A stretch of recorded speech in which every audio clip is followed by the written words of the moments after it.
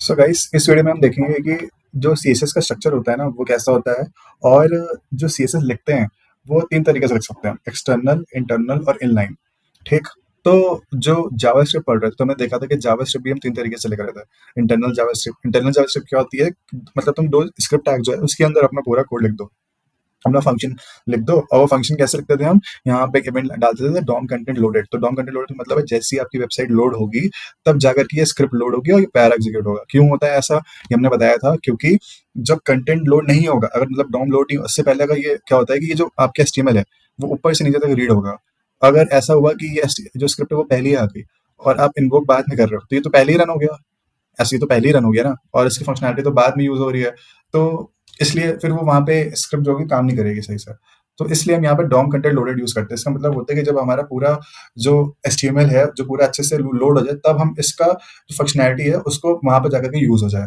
ये होता है इनलाइन जावास्क्रिप्ट। क्या होता है, स्क्रिप्ट टैग के अंदर हमने कोई फंक्शन डाल दिया और ऐसे डायरेक्टली अपनी यहाँ बटन में देखो मैं क्रिएट पैरा लिखा है ना, उसे यूज कर लो किसी एचटीएमएल में अपने। और फिर एक्सटर्नल जावास्क्रिप्ट का मतलब क्या होता है, कोई स्क्रिप्ट को किसी फाइल में लिख लो और उसको इंपोर्ट कर लो यहाँ पे। तो ये होता है तुम्हारा जावास्क्रिप्ट का था। अब वैसे ही होता है सीएसएस में भी।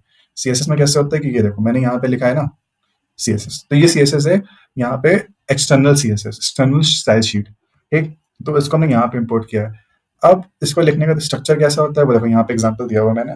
तो ये ऐसे लिखते हैं, यहाँ डॉट का मतलब है क्लास, तो button class, normal P tag, ये इमेज एसआरसी लिखा है, इमेज सोर्स, सोर्स है एट्रीब्यूट। तो ये एट्रीब्यूट का अगर किसी कलर वाला देना होता है तो हम यहाँ पे ऐसे लिखते हैं।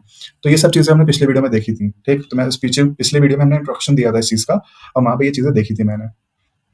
अब इंटरनल स्टाइल शीट क्या होती है, इंटरनल में क्या होता है कि अगर मैं यहाँ से ये चीज बीटीएन वाला कॉपी कर लेता हूँ, टेक्स्ट कर लेता हूँ इससे, और यहाँ पे गया इंडेक्स डॉट एचटीएमएल में, और मैंने टाइटल के नीचे यहाँ पे क्या किया, ऐसे लिख दिया। तो यहाँ पे टैग डाला स्टाइल, और यहाँ पे इसके अंदर मैंने क्या किया, पेस्ट कर दिया इसे।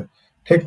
तो ये होता है तुम्हारा क्या बोलते हैं स्टाइल, जो कि हम इंटरनली यूज कर रहे होते हैं अपने इंडेक्स डॉट एचटीएमएल में। तो इसको फिर हम इसको नहीं देना होता है फिर हमने, क्योंकि फिर क्या होगा ना कि अगर ऐसे दे दोगे तो ये तुम्हारा ऊपर है, इसके बाद नीचे है, तो ये नीचे वाली ही लोड हो जाती है। तो ये आपकी ये चीज में हम देखेंगे कि इसका मतलब क्या होता है, ऐसे क्यों होता है। ठीक है। तो ये चीज भी क्या बोलते हैं स्कोप होता है। अब ये चीज तो हमने देख ली कि ये स्टाइल हो गया और यहाँ पे इसके अंदर ही यूज हो जाएगा। ठीक है। ये जो स्टाइल दिए ना वो सब यहाँ पे अप्लाई हो जाएंगी सारी। ठीक। अब इनलाइन सीएसएस कैसे लगते हैं, इनलाइन स्टाइल्स कैसे अप्लाई करते हैं। तो इनलाइन स्टाइल अप्लाई करने का तरीका क्या होता है कि यहाँ पे गए हम, मैंने यहाँ पे स्टाइल लिखा और फिर दे दिया कलर, कुछ डबल कोट्स, अच्छा एक कोट यहाँ पे ज़्यादा दे दिया मैंने अभी, कलर दे दो ब्लैक। ठीक। तो स्टाइल लिखने का तरीका ये होता है और यहाँ पे सेमीकोलन। तो ये होता है स्टाइल। अगर तुम्हें इनलाइन स्टाइल लिखना, मतलब अगर किसी एचटीएमएल के अंदर ही लिखना हो तो इसे बोलते हैं इनलाइन सीएसएस। ठीक। तो चलो अब हम थोड़ा सीएसएस के साथ खेलते हैं, देखते हैं कि क्या होता है। थोड़ा सा एचटीएमएल लिखेंगे और फिर देखेंगे कि कैसे हम इनलाइन सीएसएस को यूज कर सकते हैं, कैसे एक्सटर्नल सीएसएस को लिख सकते हैं और कैसे इंटरनल सीएसएस को लिख सकते हैं। तो अभी के लिए मैं इसको कमेंट करके यहाँ पे इसको अनकमेंट कर देता हूँ। ठीक। और यहाँ पे ये पी टैग में भी से यहाँ से हटा देता हूँ इसे,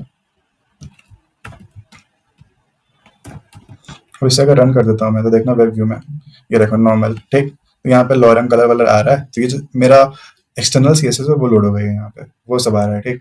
अगर मैं इसको यहाँ से हटा दूँ और यहाँ पे अपना इंटरनल वाला सीएसएस दे दूँ तो देखो कैसे आता है। ये है, मैंने इसको अनकमेंट कर दिया, तो ये मेरा है इंटरनल सीएसएस। अब इंटरनल सीएसएस देखो कैसे होती है लोड, ये देखो क्लिक मी वाला, क्योंकि मैंने बटन क्लास पर दिया था, ऑफ कोर्स बटन क्लास पे ही है, तो इस वजह से ये क्लिक नहीं आ रहा। ये सब जो इमेज है वो मैंने कुछ इमेज वगैरह दी हुई है सोर्स एट्रीब्यूट, तो उसकी वजह से यहाँ पे आ रहा है, इग्नोर इट। यहाँ बटन पे देखो कलर आ गया है, तो ये मेरा हो गया इंटरनल सीएसएस। अब हम इनलाइन सीएसएस भी देख लेते हैं जल्दी से। यहाँ पे मैं गया, ठीक। तो मैंने यहाँ पे इनलाइन सीएसएस लिख लिया है, अरे यार डबल कोट्स, तो सेव किया, पी टैग में लॉरम। ठीक। कलर मैंने कुछ और दे देता हूँ, ब्लैक से ब्लू कर देता हूँ क्योंकि ब्लैक तो पहले ही रहता है वो, या रेड कर देता हूँ, रेड थोड़ा। देखो यहाँ पे पी टैग पे इनलाइन सीएसएस काम कर रही है। तो ये था थोड़ा, हमें देखा कि सीएसएस का स्ट्रक्चर क्या होता है और कैसे हम लिख सकते हैं अपने इंडेक्स डॉट एचटीएमएल में इनलाइन, एक्सटर्नल और इंटरनल। अब अगले वीडियो में हम देखेंगे कुछ बिल्डिंग ब्लॉक्स या सेलेक्टर्स कैसे कंबाइन करके लिख सकते हैं हम, कॉम्बिनेशंस कैसे बनाते हैं उसके, ठीक है? तो ये अगली वीडियो में देखते हैं।